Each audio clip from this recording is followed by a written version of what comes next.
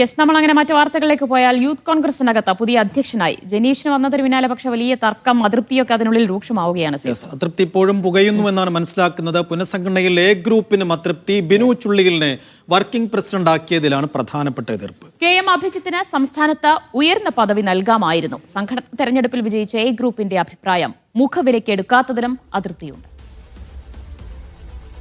സാജു വിശദാംശങ്ങൾ നൽകും. സാജു, അങ്ങനെ എ ഗ്രൂപ്പും ഐ ഗ്രൂപ്പും ഒക്കെ ഇപ്പോൾ കോൺഗ്രസിൽ കാര്യമായി വർക്ക് ചെയ്യുന്ന രീതിയിൽ ഉണ്ടോ എന്ന് ചോദിച്ചാൽ അതിന് ഉത്തരം തേടേണ്ടി വരും. എങ്കിൽ കൂടിയും ഏതൊക്കെ നേതാക്കൾക്ക് ഇപ്പോൾ കാര്യമായ അതൃപ്തി യൂത്ത് കോൺഗ്രസിലെ പുനഃസംഘടനയിലുണ്ട്? യൂത്ത് കോൺഗ്രസിലെ പുനഃസംഘടനയിലുള്ള അതൃപ്തി ഐ ഗ്രൂപ്പ് പരസ്യമാക്കി കഴിഞ്ഞതാണ്. ഇന്നലെ തന്നെ അത് അബിൻ വർക്കിയിലൂടെ തന്നെ പുറത്തു വരികയും ചെയ്തു. രമേശ് ചെന്നിത്തലയും വരട്ടെ എന്ന ഒരു ചോദ്യങ്ങൾക്കുള്ള മറുപടിയിലൂടെ ഇന്നലെ തനിക്കും അതൃപ്തിയുണ്ട് എന്നത് വ്യക്തമാക്കപ്പെടുകയും ചെയ്തതാണ്. പക്ഷേ ഇപ്പോൾ എ ഗ്രൂപ്പിനും സമാനമായ നിലപാട് തന്നെയാണ് ഉള്ളത്. സംഘടനാ തെരഞ്ഞെടുപ്പിലൂടെയാണ് എ ഗ്രൂപ്പിന് രാഹുൽ മാങ്കൂട്ടത്തിനെ പ്രസിഡന്റ് ആക്കാൻ കഴിഞ്ഞത്. അങ്ങനെയുള്ളപ്പോൾ എ ഗ്രൂപ്പിന്റെ അഭിപ്രായങ്ങൾ കുറെ കൂടി മുഖവിലേക്ക് എടുത്തുകൊണ്ട് വേണമായിരുന്നു ഇപ്പോഴത്തെ പുനഃസംഘടന യൂത്ത് കോൺഗ്രസിന്റേത് എന്ന നിലപാടാണ് എ ഗ്രൂപ്പിന് ഉള്ളത്.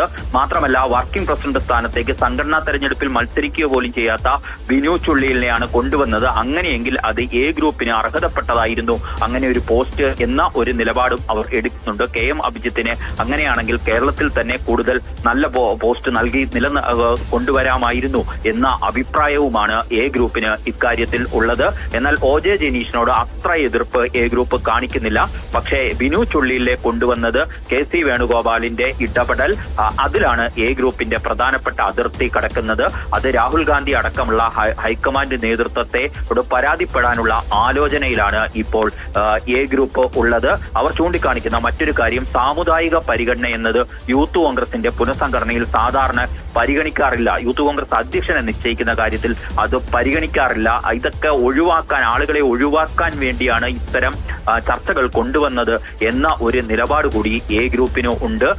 ഏതായാലും ഐ ഗ്രൂപ്പും പരാതി ഹൈക്കമാൻഡിന് മുന്നിൽ ഉന്നയിക്കാൻ നിൽക്കുകയാണ്. സമാനമായ നീക്കം എ ഗ്രൂപ്പിന്റെ ഭാഗത്തു നിന്നുകൂടി ഉണ്ടാകുന്നുണ്ട്. പക്ഷേ ഇരുപക്ഷവും പരസ്യമായ ഒരു ഏറ്റുമുട്ടലുകൾ നടത്തേണ്ടതില്ല എന്ന നിലയിൽ തന്നെയാണ് കാര്യങ്ങൾ കൊണ്ടുപോകുന്നത്. പക്ഷേ അവർക്ക് അതൃപ്തിയുണ്ട്. ആ അതൃപ്തിയെ പാർട്ടി ഫോറങ്ങളിൽ പ്രതിഫലിപ്പിക്കാനുള്ള ഒരു തീരുമാനമാണ് ഇപ്പോൾ ഗ്രൂപ്പുകൾ എടുത്തിരിക്കുന്നത്.